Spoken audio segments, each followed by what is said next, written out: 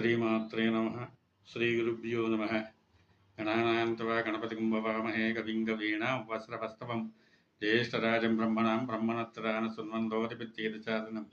ఓం శ్రీ మహాగణాధిపతే నమో నమః. ప్రణో దేవీ సరస్వతి వాజీర్వాజినీవతి దీనాను విప్రీమతు జ్ఞానానందమయం దేవం నిర్మలాస్ఫటికాకుతం ఆధారం సర్వవిద్యానాం మయిగ్రీవం ఉపాస్మహే. గురుబ్రహ్మ గురువిష్ణు గురుదేవో మహేశ్వర సాక్షాత్ పరబ్రహ్మ తస్మై శ్రీ గురవే నమః. శ్రీ మహాగణాధిపతే నమో నమః. శ్రీ గురుభ్యో నమః. హరి ఓం. ఆశేష భక్తజనానికి కూడా పులుగుర్త రామారావు శర్మ, శ్రీ బాలా త్రిపుర సుందరీదేవి ఉపాసకులు, అలాగే పురోహితులు శ్రీ భవానీ జ్యోతిషాలయాన్ని ప్రారంభించి అనేక మందికి జాతక సమస్యలకు పరిష్కార మార్గాలు చెబుతూ గత 40 సంవత్సరాలుగా కూడా అమ్మవారి సేవలు తలుస్తూ, అలా ఉపాసన వల్ల అమ్మవారు చెప్పిన విధంగా అందరికీ కూడా ఉచిత సేవలు అందించాలని, శాస్త్రాన్ని నమ్ముకోవాలని అమ్మ ఆదేశం. అలాగే గత 40 సంవత్సరాలుగా కూడా అనేక మందికి జ్యోతిష శాస్త్రంలో అనుసరించి అనేక సమస్యలకి పరిష్కార మార్గాలు, అంటే వివాహానికి సంబంధించినటువంటివి కానీ, ఉద్యోగ వ్యాపారాలకు సంబంధించినటువంటివి కానీ, అలాగే అనేక రకాలైనటువంటి ఆర్థిక ఇబ్బందులు, యంత్రాలు, పూజలు సంబంధించినటువంటి వారు ఎంతోమందిని అనేక రకాలుగా చెప్పి వారి చేత చిన్న పరిష్కార మార్గాలు చేయిస్తూ, వారు ఇచ్చినటువంటి తృణమో బనమో తీసుకుంటూ, ఆర్జితం అన్నది అంతులేనిది, అమ్మ ఇచ్చిన ప్రసాదం సరిపోతుంది. అందువల్ల ధనాన్ని ఆర్జించకుండా 10 మందికి సేవ చేయాలి, 10 మందికి మనది తెలుసున్న శాస్త్రాన్ని 10 మందికి చెప్పాలి, మనం నేర్చుకున్న శాస్త్రాన్ని 10 మందికి పంచాలి. అలాగే వాస్తు శాస్త్రం, అలాగే జ్యోతిష్య శాస్త్రం, అలాగే పురోహిత్యంలో కూడా ఈరోజు అనేక మంది అనేక రకాలైన కార్యక్రమాలు చేస్తూ ఉన్నారు. అందువల్ల ఈ యొక్క వివాహాలు, ఉపనయనాలు, గృహప్రవేశాలు, శంకుస్థాపనలు, నూతన దేవత విగ్రహ ప్రతిష్టాపన కార్యక్రమాలు మొదలైనవన్నీ కూడా చేస్తూ అమ్మవారి కృపలు తరిస్తూ ఉన్నాం. అలాగే ఈ యొక్క గ్రామ పురోహిత్యం చేస్తూ అనేక మందికి అనేక సమస్యలకు పరిష్కార మార్గాలు చెబుతూ, కనీసం ఏ చిన్న సమస్య పరిష్కారానికైనా సరే ఈరోజు ఒక జ్యోతిష్కుని అడగాలంటే అందరూ భయపడుతున్నటువంటి విషయం.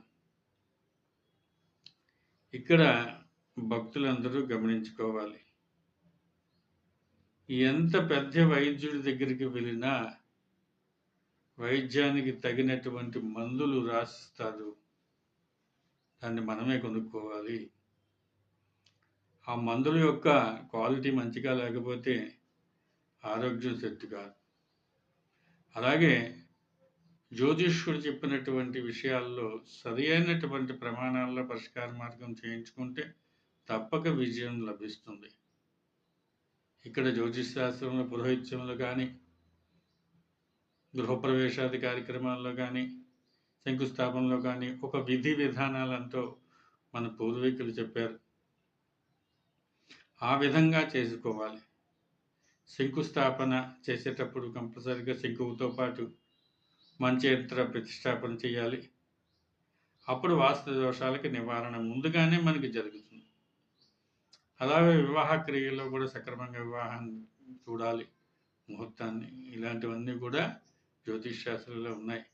అందువల్ల ఒక జ్యోతిష్కుడిగా, శాస్త్ర పరిజ్ఞానం కలిగినటువంటి వాడిగా, నేను నేర్చుకున్నటువంటి విద్యలో నాకు వచ్చినటువంటి ఒక అనుభవంతో 10 మందికి కూడా సహాయం చేయాలి.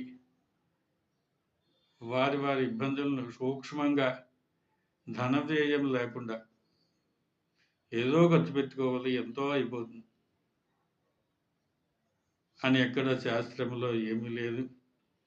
అందు గురించి దాన ప్రక్రియలో కానీ, పూజా కార్యక్రమంలో కానీ పెద్దవాళ్ళు చాలామంది చెప్పారు. తృణమో, ఫలమో సమర్పించుకోవాలనేటటువంటిది. శ్రీకృష్ణ పరమాత్మ టైంలో గూడా మనకి ధనం ఎంత వేసినా తొగకపోతే తులసి మొక్కతో తూగినటువంటిగా భగవంతుడు కృష్ణ పరమాత్మ మనకి చెప్తోంది శాస్త్రం.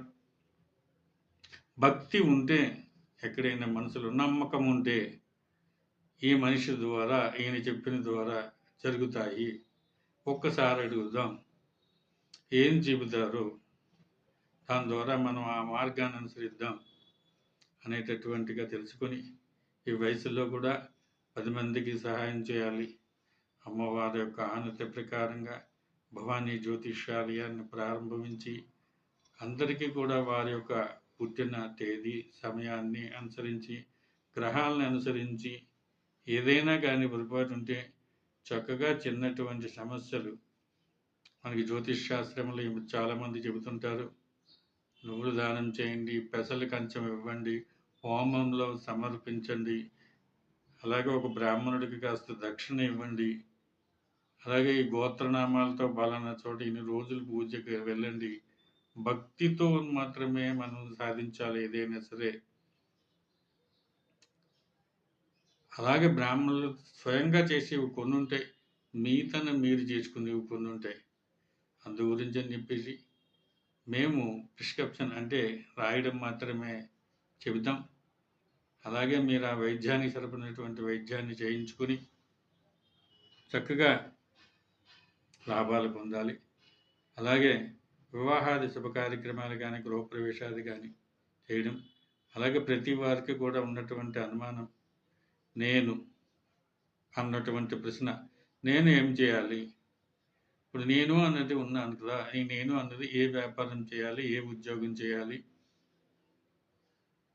నాకు అన్నది భగవంతుడు ఏమిచ్చారనే దానికి కూడా మేము పేరుని బట్టి ఏ వృత్తి చేయాలి, ఏ పరిపాలన చేయాలి, అలాగే మీరు చేస్తున్న వృత్తిలో ఎలా లాభాలను పొందాలి, మీరు కొత్తగా ప్రారంభిస్తున్నటువంటి వారికి ఏం పేరు నామకరణ చేయాలి, అలాగే మీరు ఈ ఏ యంత్రాన్ని ధరించాలి, ఏ దేవుణ్ణి పూజించాలి, ఇలాంటి విషయాలన్నీ కూడా మేము తెలియజేస్తాం. కావున నమ్మకంతో రండి. ఆయుర ఆరోగ్యాలతో ఏదో అవుతుందని, ఎంతో సమర్పించాలని అనుకోవద్దు. భగవంతుడి దగ్గరికి వెళ్ళేటప్పుడు ఏ విధంగా అయితే మనం ఆలయానికి నమ్మకంతో వెళ్తామో భగవంతుడు మనకి న్యాయం చేస్తాడని, అలాగే ఒక జ్యోతిష్కుడి దగ్గరికి ఒక సమస్య పరిష్కారానికి ముందు ఫస్ట్ నమ్మాలి. ఆయన ఏం చెప్పారు, ఏం చెయ్యాలి, ఎలా చేయాలి, చిన్న పరిష్కార మార్గాలతో మనం బయటపడే అవకాశాలు ఎన్నో జ్యోతిష శాస్త్రంలో ఉన్నాయి. అందువల్ల మనం తెలియక అనేక రకాలైనటువంటివి చేస్తూ ఉంటాం. అందు గురించి భగవంతుడి దగ్గరికి వెళ్ళేటప్పుడు ఉన్నటువంటిగా వేదం నేర్చుకునేటప్పుడు, గురువు గారు చెప్పేటప్పుడు, ఆ శాస్త్ర పరిజ్ఞానాన్ని నేర్చుకునేటప్పుడు మాకు తెలుసు ఏం చేయాలి, ఏ నక్షత్రం ఎవరు, ఎలా ఉంది, ఎన్నో స్థానంలో ఎవరున్నారు, 12 స్థానాల్లో ఎవరెవరున్నారు, ఏ గ్రహాలు ఏ స్థానంలో అనుసరిస్తున్నాయి, ఏ గ్రహాలు ఏ స్థానంలో చూస్తున్నాయి, దానివల్ల వాళ్ళకి ఏ విధమైన ఇబ్బంది కలుగుతుంది, దానికి ఏం చేసుకోవాలి, చిన్నగా లాభస్థానం బాగుందా, వ్యయస్థానం బాగుందా, ఉద్యోగం బాగుందా, సంతాన విషయం బాగుందా అనేటటువంటివి కూడా మనం చూసుకుంటూ ఉండాలి. అందువల్ల శ్రీ భవానీ జ్యోతిషాలయం అనేటటువంటిది ప్రారంభించి ఉచిత సేవా కార్యక్రమాలు చేయాలని, అలాగే భగవంతుడికి గుడి దగ్గరికి వెళ్తున్నప్పుడు భగవంతుడు ఇంత అని మనం అడిగేదా, ఏదైనా సమర్పించండి అంటారా? అలాగే పురోహితుడు కానీ, అర్చకుడు కానీ ఏమీ అనరు. ధర్మో రక్షత రక్షత అన్నట్టుగా తృణమో పణమో మనకు తోచింది మనం ఇద్దాం. ఆయన ఏదో ఒక మంచి మాట చెప్పారు, ఆ మంచి మాట మనమే చేయించుకుంటున్నాం కాబట్టి ఎంతో కొంత సమర్పించాలన్నది అమ్మవారి ఆజ్ఞ. అమ్మవారికి మీరు ఏం చెబితే అది మీరు చేయాలి. శ్రీమాత్రే నమః. శ్రీ గురుభ్యో నమః.